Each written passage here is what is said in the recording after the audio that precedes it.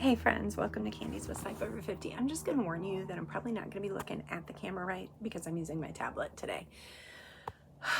Lord have mercy. Somebody help me. I need to vent. I need to vent about a lot of things. And this can be a warning to you people who are only here to watch my camping shenanigans. This is going to be political. It's going to be venting about a handful of things. One is how pathetic Joe Biden is. If you're still on his side, y'all, there's no hope for you. The second thing is Lindsey Graham. The third thing is Africa. And the fourth thing is pardons. So let's get right into it. So first of all, I'm just going to skip right to Lindsey Graham. I want to get him out of my brain. Yeah. So this guy, he's a piece of crap, y'all. I lived in South Carolina. I never voted for Lindsey Graham. I only lived there for 3 years. He was only on the ballot once. He's going to be on the ballot again in 2026. And y'all, South Carolinians, please get rid of him. Please do not reelect him. He was completely behind this whole Pete Hegseth thing. If you don't believe that, just look into it. He's a war hawk. He likes war. And Pete Hegseth, the veteran hero that he is going to put a stop to endless bullshit wars. I'm going to try to find a place to put you guys because I can't, there we go. That's good. Hopefully you can hear me. I don't know where the mic is on my tablet, but I need to stand up for a little bit. My back hurts. Lindsey needs to go.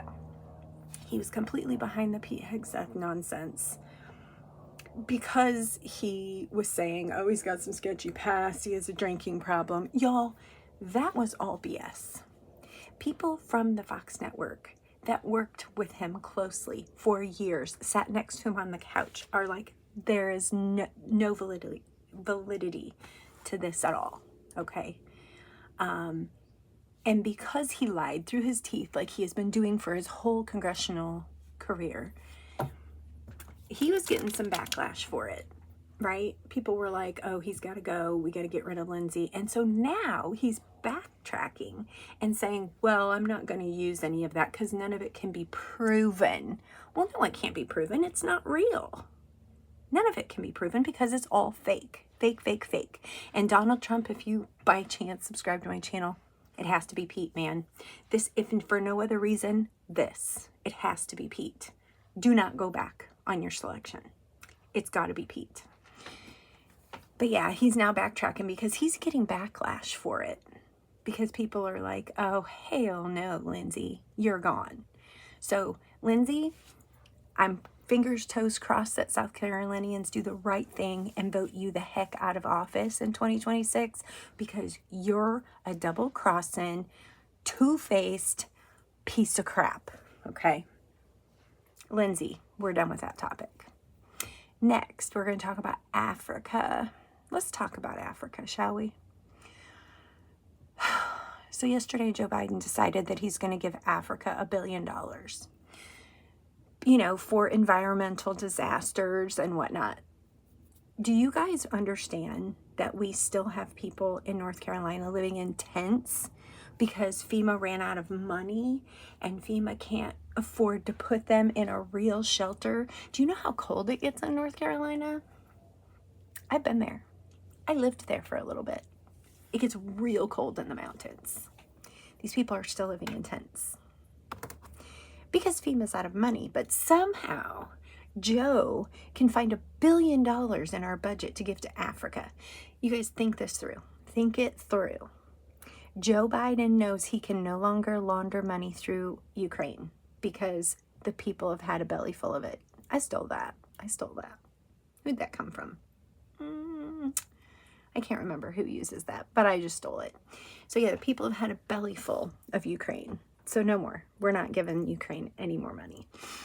But these corrupt politicians, you guys, they use these so-called devastated countries, blah, blah, blah, to launder money.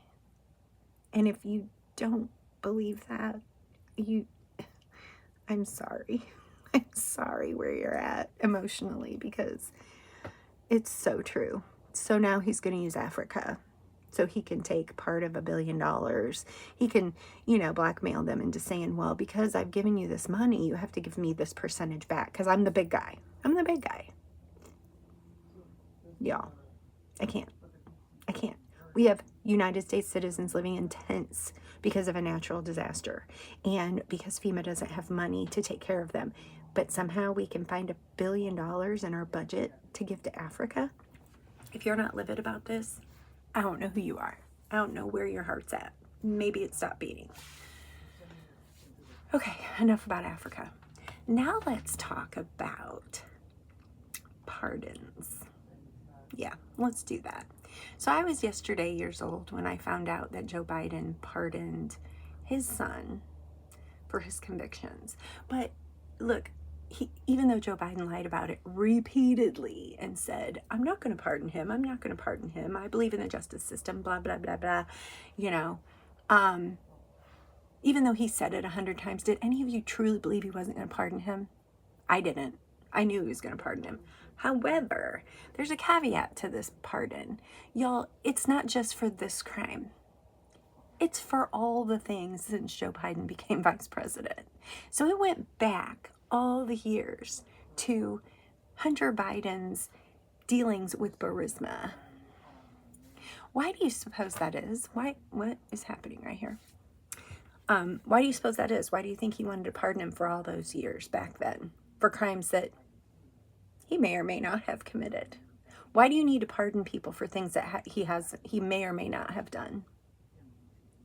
Why do you suppose that is? I know why that is. Because those crimes all lead back to the big guy. And y'all know Biden is the big guy.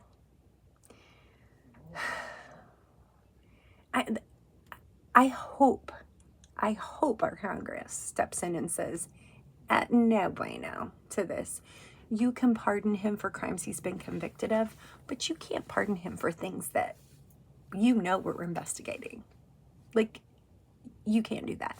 However, this clean slate thing that Hunter Biden is being given might actually be worse for Joe than he thought through, because now Hunter, when he gets brought into Congress to testify, he can't plead the fifth.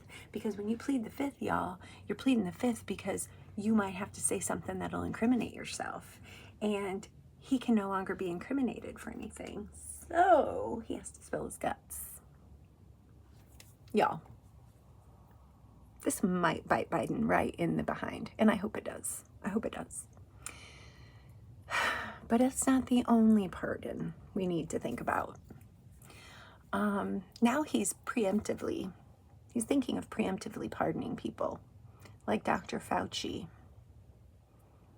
Adam Schiff, Liz Cheney. And you know that list doesn't just contain those 3 people. That list is going to grow and grow and grow until he's no longer president. He's going to try to protect all his buddies and all the laws that they've broken, even though they haven't been investigated for them yet, because those investigations are starting on January 22nd, the day that Donald Trump is sworn in. So Congress, do your job and don't allow him to preemptively pardon corrupt politicians. Make sure that they are brought to justice, every single one of them. And Joe, that includes you. So that's about all I have to rant and rave about today.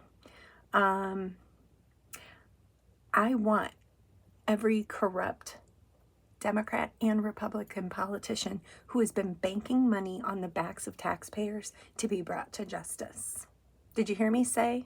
This is bipartisan for me. I want both sides. I want them all brought to justice. Kevin McCarthy. See? There's people on my side I'm not standing behind. And Lindsey Graham, you ain't on my side, even though you run as a Republican. You're a Republican in name only. Rhino. Yeah, there's a lot of them that need to go, that we need to vote out. But I want all of them to be brought to justice first. I want people to know what they've done and have them pay the price for it. Because I don't know if y'all know what the price is for treason. Yeah, it's a pretty serious one. So anyway, that's all I got for you guys today. It wasn't a very hug, love, cuddly kind of, much love kind of video, but sometimes, y'all, things need to be said. And today, they needed to be said. Much love, even though it didn't feel like it. From Kato's Best Life Over 50.